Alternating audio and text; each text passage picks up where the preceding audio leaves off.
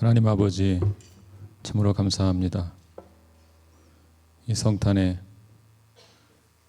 의미를 다시 한번 생각합니다. 하늘 영광을 버리시고 비천한 자리에 오셔서 어린아기로 자기를 제한하시어 소외된 자들의 친구로, 이웃으로 오신 주님의 사랑을 다시 한번 기억하고 감사합니다. 이 성탄의 계절에 성탄의 의미를 다시 한번 생각하고 우리도 주님처럼 낮은 자리로 가서 소외된 사람들의 친구로, 보스로 그렇게 살아갈 수 있도록, 그리스도의 참 제자로 살아갈 수 있도록 우리를 인도하여 주시옵소서. 오늘도 말씀을 사모합니다. 사모하는 영혼을 만족하게 하시고 줄인 영혼을 배불리 하여 주시옵소서. 예수 그리스도의 이름으로 기도하옵나이다. 아멘. 하나님 말씀 봉독하겠습니다. 요한일서 4장 7절부터 21절까지입니다.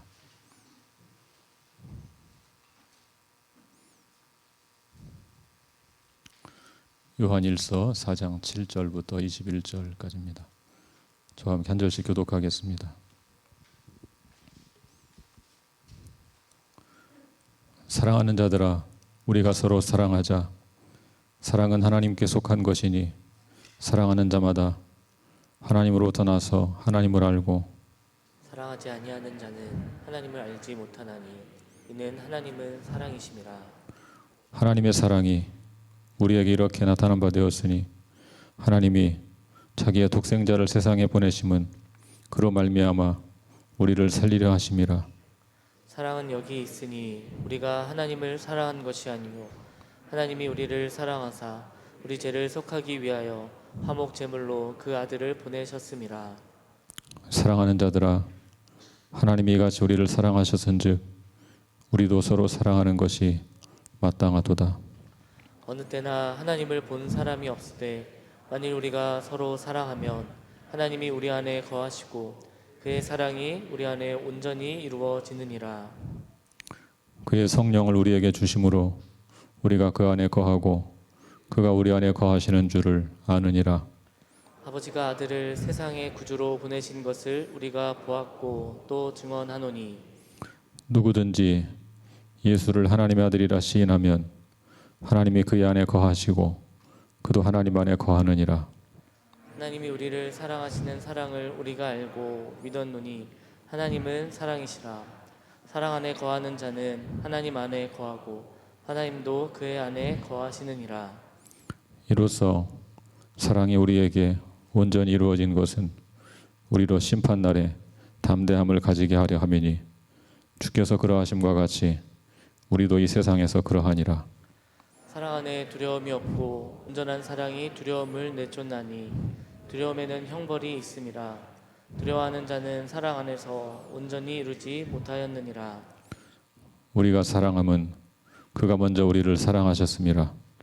누구든지 하나님을 사랑하노라 하고 그 형제를 미워하면 이는 거짓말하는 자니 보는 바 그 형제를 사랑하지 아니하는 자는 보지 못하는 바 하나님을 사랑할 수 없느니라. 다 같이 우리가 이 계명을 주께 받았나니 하나님을 사랑하는 자는 또한 그 형제를 사랑할지니라. 아멘. 앉으시겠습니다. 이 아침에 여러분 모두에게 성탄의 은총이 충만하시기를 주님의 이름으로 축복합니다. 성탄절의 의미를 단 하나로 표현한다면 사랑이다, 그렇게 말할 수 있을 것입니다. 하나님이 세상을 이처럼 사랑하사 독생자를 주신 날이 바로 성탄절이기 때문입니다. 그래서 오늘은 성탄은 사랑입니다 라는 제목으로 말씀을 전하려고 합니다. 오늘 본문의 말씀은 매일 성경의 어제와 오늘 본문에 해당합니다. 성탄절인데도 매일 성경 본문을 따르는 이유는 이 본문이 성탄절에 적합한 메시지를 담고 있기 때문입니다. 제가 앞에서 성탄의 의미를 한마디로 사랑이라고 했습니다. 그런데 오늘 본문은 독생자를 주신 하나님의 사랑을 다루고 있습니다. 이 말씀을 통해 성탄의 참된 의미를 따라 사랑을 실천하는 그런 성탄절이 될 수 있기를 바랍니다. 이 서신의 저자인 사도 요한에 관한 유명한 일화가 있습니다. 요한은 늘 사랑을 주제로 설교했다고 합니다. 강단에 서기만 하면 형제들아 서로 사랑하라 하고 외쳤습니다. 처음에는 참 좋았습니다. 그런데 너무 항상 서로 사랑하라는 메시지를 반복해서 전하니까 하루는 제자들이 간곡히 요청했습니다. 선생님, 우리에게 다른 말씀을 해주십시오. 예수님께 들은 이야기 중에 다른 이야기도 많이 있지 않습니까? 우리에게도 새로운 메시지를 전해주십시오. 그 말을 듣고 백발의 노인이 된 사도 요한이 두 제자의 부축을 받으면서 강단에 섰습니다. 제자들은 요한을 주목했습니다. 드디어 새로운 메시지를 듣겠구나 기대하고 쳐다보았습니다. 요한은 자리를 한번 쓱 둘러보고는 뭐라고 했을까요? 형제들아 서로 사랑하라 외쳤다고 합니다. 이 서신의 기록자인 사도 요한은 사랑의 사도라는 별명으로 널리 알려져 있습니다. 그런데 요한의 본래 별명은 보아너게 곧 우레의 아들이었습니다. 우레의 아들, 우리식으로 풀면 천둥치는 놈, 벼락치는 놈 그런 말일 것입니다. 얼마나 성질이 급했으면 그런 별명을 붙였겠습니까? 요한은 예수님의 부탁을 받고 그 모친 마리아를 평생 사랑으로 돌보았습니다. 또한 서로 사랑하라는 예수님의 유언을 끝까지 붙잡고 살았습니다. 그런 긴 여정을 거쳐 말년에 새로운 별명을 얻게 되었습니다. 그 별명이 사랑의 사도입니다. 우레의 아들이 사랑의 사도로 바뀌었습니다. 이런 요한의 변화는 성령의 역사가 얼마나 놀라운 것인가를 다시 한번 생각하게 해줍니다. 요한의 책에는 사랑에 대한 말씀이 자주 등장합니다. 요한 복음도 그렇고 요한 서신도 그렇습니다. 요한일서에 나오는 사랑에 관한 첫 번째 말씀은 2장 7절부터 11절에 기록되어 있습니다. 그 중에 10절과 11절만 같이 읽어보겠습니다. 2장 10절 11절 함께 읽을까요? 시작. 그 형제를 사랑하는 자는 빛 가운데 거하여 자기 속에 거리낌이 없으나 그 형제를 미워하는 자는 어둠에 있고 또 어둠에 행하며 갈 곳을 알지 못하나니 이는 그 어둠이 그의 눈을 멀게 하였습니다. 사랑에 대한 두 번째 말씀은 3장 10절부터 18절에 기록되어 있습니다. 그 중에 3장 18절만 같이 읽어보겠습니다. 3장 18절 시작. 자녀들아 우리가 말과 여로만 사랑하지 말고 행함과 진실함으로 하자. 오늘 본문의 말씀은 요한일서에서 세 번째로 사랑하라고 명령한 말씀입니다. 요한이 이렇게 사랑에 대한 말씀을 반복하는 이유는 사랑이 우리 그리스도인들에게 가장 중요한 계명이기 때문입니다. 요한은 본문에서도 여러 차례 서로 사랑하자고 외칩니다. 그 중에 7절과 11절만 한번 읽어보겠습니다. 먼저 7절을 같이 읽어볼까요? 예, 시작. 사랑하는 자들아 우리가 서로 사랑하자. 사랑은 하나님께 속한 것이니 사랑하는 자마다 하나님으로부터 나서 하나님을 알고. 또 11절이요. 시작. 사랑하는 자들아 하나님이 같이 우리를 사랑하셨은즉 우리도 서로 사랑하는 것이 마땅하도다. 이렇게 사도 요한은 반복적으로 사랑을 강조하고 있습니다. 그렇다면 왜 사도 요한이 이렇게 사랑을 강조하고 있을까요? 본문을 잘 보시면 이유를 찾을 수가 있습니다. 첫 번째 이유는 하나님께서 먼저 우리를 사랑하셨기 때문입니다. 우리 19절을 같이 읽어볼까요? 19절 말씀 시작. 우리가 사랑함은 그가 먼저 우리를 사랑하셨습니다. 우리가 지금 서로 사랑하는 것은 하나님께서 먼저 우리를 사랑하셨기 때문입니다. 그렇다면 하나님이 어떻게 우리를 사랑하셨습니까? 우리 9절을 같이 읽어볼까요? 9절 말씀 시작. 하나님의 사랑이 우리에게 이렇게 나타난 바 되었으니 하나님이 자기의 독생자를 세상에 보내심은 그로 말미암아 우리를 살리려 하심이라.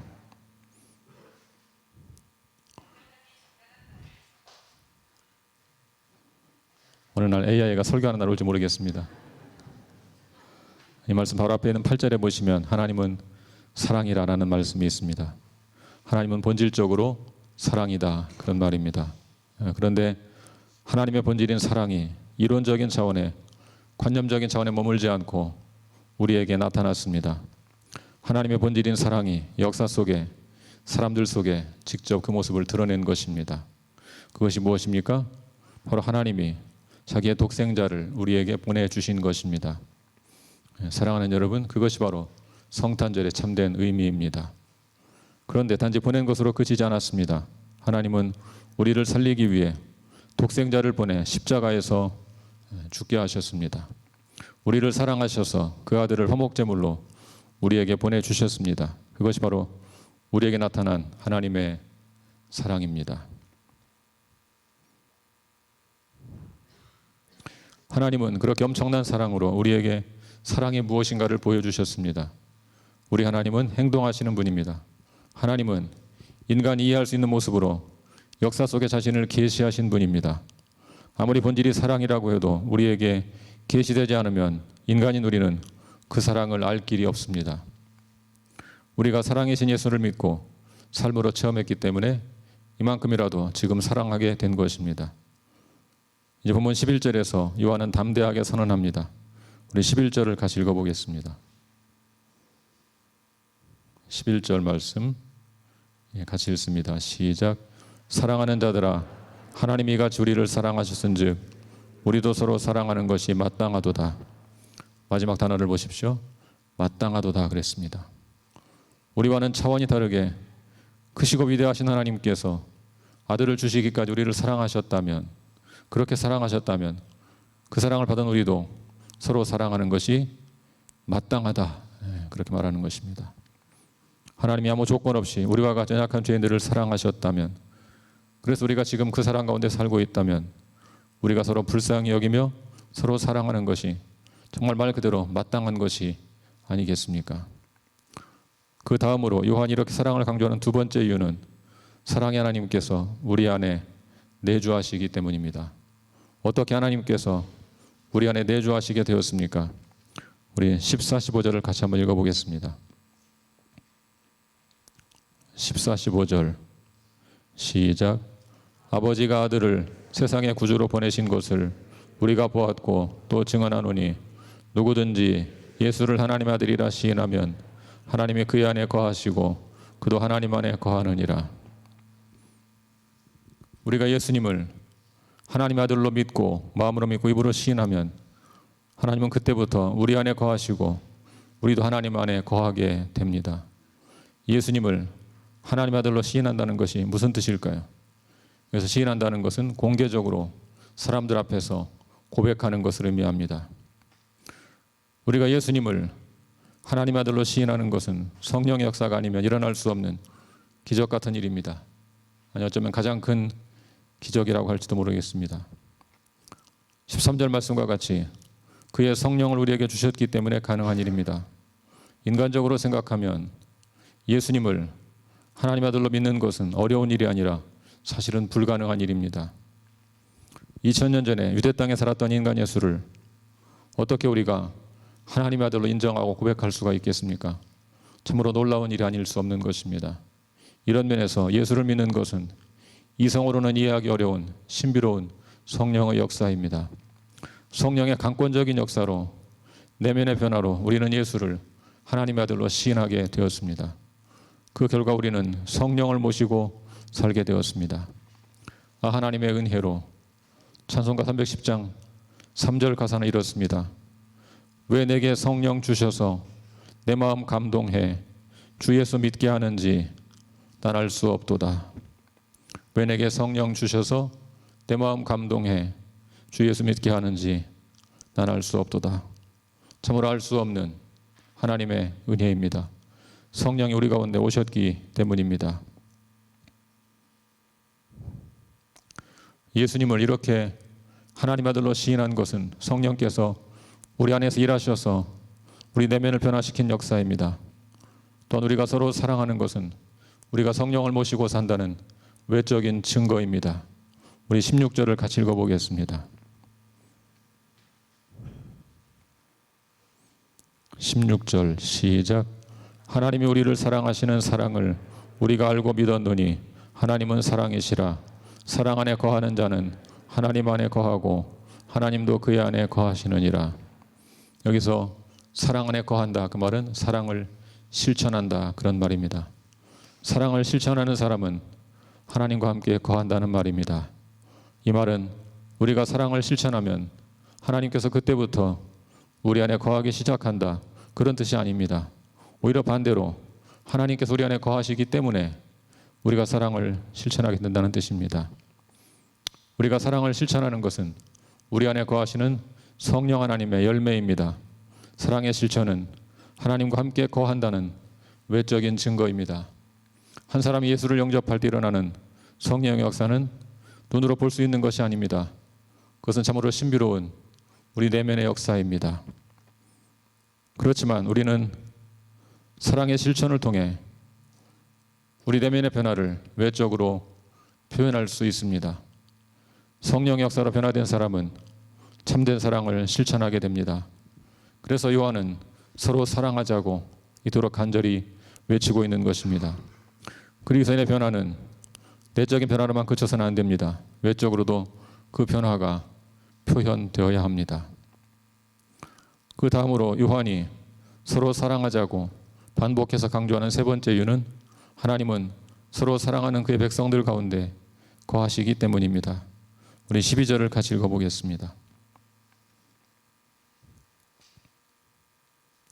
12절 시작. 어느 때나 하나님을 본 사람이 없으되 만일 우리가 서로 사랑하면 하나님이 우리 안에 거하시고 그의 사랑이 우리 안에 온전히 이루어지느니라. 이 말씀을 이해하려면 당시의 배경을 살펴볼 필요가 있습니다. 당시 거짓 교사들은 자신들이 하나님과 깊은 교제를 나누고 있다고 주장했습니다. 자신들은 하나님에 대한 특별한 지식이 있으며 심지어 하나님을 보았다고 주장했습니다. 이런 얘기를 들으면서 요한 공동체의 성도들은 마음에 의구심을 품기 시작했습니다. 우리는 과연 하나님과 진정한 교제를 나누고 있는가? 나는 하나님과 참된 교제를 나누고 있는가? 이런 의구심을 품게 되었습니다. 오늘날도 정통교회 성도들이 이단에 빠질 때 그 이유는 대개 비슷합니다. 다수의 이단 종파들이 무엇인가 손에 잡히는 경험을 강조합니다. 기존 교회에서 그런 신비로운 체험을 하지 못한 사람들은 쉽게 이단 종파가 제공한다고 주장하는 신비로운 지식이나 경험에 빠지게 됩니다. 그런데 요한은 분명하게 말합니다. 어느 때나 하나님을 본 사람은 없다. 어느 때나 하나님을 본 사람은 없다. 사람은 하나님의 실체를 볼 수 없습니다. 다만 우리는 예수 그리스도 안에 계시된 독생하신 하나님을 볼 수 있을 뿐입니다. 그렇다면 우리는 어떻게 하나님을 경험할 수 있을까요?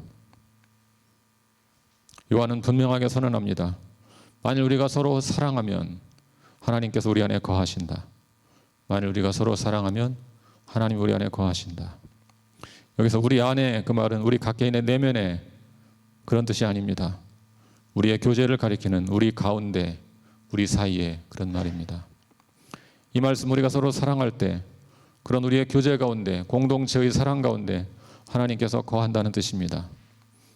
사랑하는 여러분, 하나님을 보기 원하십니까? 정말 그렇게 소원하십니까? 그러면 때로 깊은 산소 기도원에 들어가서 하나님을 독대하는 것이 필요할 수 있습니다. 그러나 그것에 머무르서는 안 됩니다. 이제 서로 사랑하는 성도들이 교제하는 곳으로 가야 합니다. 왜냐하면 하나님은 서로 사랑하는 성도들 가운데, 성도들 사이에 계시기 때문입니다. 여러분 잘 아시는 찬송이 있죠. 사랑의 나눔 있는 곳에 하나님께서 계시도다. 사랑의 나눔 있는 곳에 하나님께서 계시도다. 이 말씀의 의미를 잘 살린 찬송입니다. 우리 하나님은 특별한 장소에만 계시는 분이 아닙니다. 우리 하나님은 서로 깊이 사랑하는 성도들 가운데, 성도들 사이에 거하십니다. 그러므로 우리는 서로 사랑해야 합니다. 우리가 서로 사랑할 때 하나님의 사랑이 우리 안에서 온전하게 이루어집니다. 사랑하는 여러분, 이 하나님의 사랑이 여러분 안에서 온전히 이루어지기를 원하십니까? 그럼 무엇보다 먼저 예수님을 하나님의 아들로 시인해야 합니다. 고백해야 합니다. 예수를 그리스도로 믿어야 합니다. 이것은 우리가 서로 사랑하는 사람들이 되기 위한 기본 중의 기본이고 또 어쩌면 전제라고 말할 수 있을 것입니다. 형제를 향한 사랑은 하나님께서 우리에게 부어주실 때만 가능한 것입니다. 그러므로 먼저 그리스도를 여러분의 주님으로 영접하시기를 바랍니다. 영접하는 자, 곧 그 이름을 믿는 자들에게는 하나님 자녀가 되는 권세를 주셨다고 했습니다. 그 사랑을 체험했다면 이제 그 사랑으로 형제를 사랑하시기를 바랍니다. 구원의 은총이 감사해서 하나님께 보답하고 싶은 마음이 있습니까? 그럼 형제와 자매를 사랑하십시오. 여러분 주위를 둘러보십시오. 지금 고난 중에 있는 분들이 보이지 않습니까? 우리의 사랑과 관심이 필요한 분이 보이지 않습니까? 예수의 사랑, 십자가의 사랑이 필요한 분이 분명히 있을 것입니다. 여러분이 주께 받은 사랑을 그분들에게 흘려보내십시오. 그럴 때 우리 안에 시작된 하나님의 사랑이 온전하게 이루어질 것입니다. 사랑하는 성도 여러분, 사랑은 함께하는 것입니다. 하나님의 사랑은 고통당하는 자와 함께하는 것입니다. 우리 예수님은 그 사랑을 보여주기 위해 육신을 입고 이 땅에 오셨습니다. 성육신하셨습니다. 우리와 함께 하시기 위해 하늘 보좌를 버리고 이 땅에 오셨습니다. 이 땅에 오신 주님은 고통당하는 자들과 늘 함께 하셨습니다. 그것이 성탄절의 참된 의미입니다. 형제를 사랑하는 길은 그와 함께 하는 것입니다. 함께 하려면 시간을 내야 합니다. 또한 스스로 낮아져야 합니다. 시간을 내서 낮은 자리로, 어두운 곳으로, 소외된 곳으로 찾아가야 합니다. 그렇게 고난 중에 있는 형제와 자매를 위해 자신을 조금씩 내어주는 것, 그것이 바로 예수께서 우리에게 보여주신 성탄의 사랑입니다. 지금 우리 교회 안에도 고난에 처한 형제와 자매들이 많이 있습니다. 육신의 질병으로, 마음의 아픔으로, 정신적 아픔으로 고통당하는 분들이 있습니다. 경제적 어려움으로 고통당하는 분들도 있고, 가족 문제로, 심지어 자녀의 가정 문제로 고통당하는 분들도 있습니다. 저는 왜 우리 가운데 그렇게 여전히 고통당하는 분들이 있는지 그 이유는 잘 알지 못합니다. 그러나 제가 분명히 알고 있는 것이 한 가지 있습니다. 그것은 바로 하나님께서 오늘 우리에게 그들을 사랑하라고, 그들과 함께하라고 부탁하고 있다는 사실입니다. 고난의 이유는 다 알 수 없지만 우리를 향한 하나님의 부르심은 분명합니다. 하나님께서는 그들을 사랑하라고, 서로 사랑하라고 우리를 부르셨습니다. 또 부르고 있습니다. 그들을 돌아보십시오. 내 시간을 내어주고, 내 물질을 내어주고, 내 마음을 내어주어 그들을 사랑하십시오. 우리 교회에서는 개척 초기부터 지금까지 장애인 반찬 봉사를 하고 있습니다. 한두 번 행사로 하는 것은 어려운 일이 아닙니다. 그러나 20년 가까이 지속하는 것은 결코 쉬운 일이 아닙니다. 이 자리를 빌어서 봉사하시는 분들께 진심으로 감사의 마음을 전합니다. 여러분의 수고와 헌신이 홀로 사는 장애인들에게 큰 위로와 격려가 될 것입니다. 3년 전부터 코로나로 인하여 가난한 사람들이 더 힘든 세상이 되었습니다. 그래서 우리 교회에서는 코로나 기간에 이웃사랑을 더욱 확대했습니다. 1+1 나눔대회를 통해서 독거 어르신들의 생활을 돕고 있습니다. 독거 노인들과 전화통화를 통해서 외로운 노인들을 위로하고 있습니다. 새누리 환경미화 봉사단은 주거 환경을 개선하는 일로 이웃을 섬기고 있습니다. 왜 우리가 이렇게 이웃사랑을 실천합니까? 그것이 바로 기독교의 본래 정신이기 때문입니다. 그것이 바로 사랑으로 오신 그리스도를 본받는 길이기 때문입니다. 언젠가 어떤 자매님이 아파서 병원에 신방을 갔습니다. 그분이 우리 성도들에게 너무 고마워하셨습니다. 교회 나온 지 얼마 안 되었는데 많은 성도가 찾아와 위로해 주어서 어떻게 사랑의 빚을 갚아야 할지 모르겠다고 말씀하셨습니다. 그러면서 그 자매의 시아버지가 하신 말씀을 제게 들려주셨습니다. 많은 교인들이 찾아와 사랑으로 위로하는 것을 보고 믿지 않는 시아버지께서 이렇게 말씀하셨다고 합니다. 예수 믿는 사람들이 이렇게 좋은 사람들인 줄은 내가 미처 몰랐다. 예수 믿는 사람들이 이렇게 좋은 사람들인 줄은 내가 미처 몰랐다. 단순한 고백 같지만 그 말 속에 한국교회가 잃어버린 복음의 영향력을 회복할 수 있는 길이 있습니다. 그 길은 한 가지입니다. 우리가 서로 사랑하는 것입니다. 세상의 가치와는 정반대로 연약한 자, 고통받는 자들을 더욱 사랑하고 존귀한 지체로 여기는 것입니다. 우리가 그렇게 서로 사랑하면 세상 사람 우리를 보고 외칠 것입니다. 새누리교회 성도들을 보라. 그들은 서로 사랑하고 있다. 사랑하는 성도 여러분, 오늘은 성탄절입니다. 성탄의 참된 의미는 바로 사랑입니다. 성탄절은 하나님께서 우리를 사랑하셔서 독생자를 보내주신 날입니다. 그 예수님은 일평생 사랑을 실천하며 사셨습니다. 이 성탄절에 우리가 할 일이 무엇입니까? 사랑으로 오신 예수님을 기억하고 그가 보여준 사랑을 본받아 실천하는 것입니다. 먼저 교회 안에 약한 지체를 돌아보시기 바랍니다. 필요하다면 음식을 만들어 나누는 등 몸으로 사랑을 베푸시기 바랍니다. 여성교 자매님들은 몸이 아픈 지체의 가정에 음식을 만들어 나누고 있습니다. 그런 나눔을 실천하는 분들께 또한 감사의 말씀을 드립니다. 더 많은 분들이 동참하시면 참 좋을 것 같다는 생각이 듭니다. 경제적으로 돕고 싶다면 가족위원회 구제연금으로 참여할 수 있습니다. 여러분이 구제연금을 드리면 가족위원회에서 어려운 지체를 찾아서 전달을 합니다. 성탄절이 다가오면 교회에서 다양한 소식을 전하며 헌금을 요청합니다. 올해도 다양한 소식을 전했습니다. 선교사 선물 보내기 헌금하시면 외롭게 성탄절을 보내는 선교사님들에게 큰 격려가 될 것입니다. 우즈베키스탄 단기선교 후원에 참여하시면 간접적으로 선교지 영혼들에게 사랑을 전할 수 있습니다. 또한 올해 성탄절 절기연금은 북한 어린이 방한 양말 보내기에 사용됩니다. 우리의 소중한 헌금으로 많은 북한 어린이들이 동상에 걸리지 않고 이 겨울을 날 수 있습니다. 아무리 어려워도 양말 한 켤레는 보낼 수 있을 것입니다. 이런 소식들이 부담으로 다가올 수 있습니다. 아니, 사실은 부담을 주려는 것입니다. 다만 이런 부담은 거북한 부담이 아니고 거룩한 부담이라는 사실을 명심하시기 바랍니다. 지금 여러분이 느끼는 부담은 사랑을 실천하기 위한 거룩한 부담입니다. 교회에서 이런 소식을 전하는 이유는 여러분에게 사랑을 실천할 기회를 제공하기 위해서입니다. 서로 사랑하라는 주님의 명령을 작게나마 실천하시도록 권면하는 것입니다. 성탄은 사랑입니다. 성탄의 참된 의미는 바로 사랑이다, 그런 말입니다. 하나님이 세상을 이처럼 사랑해서 독생자를 보내신 것이 바로 성탄절의 참된 의미입니다. 또한 그 사랑을 받은 우리가 그 사랑을 이웃에게 흘려보내는 것이 바로 성탄의 의미를 살리는 길입니다.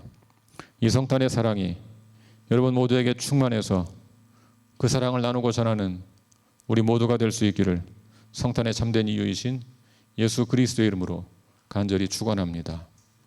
함께 기도하겠습니다.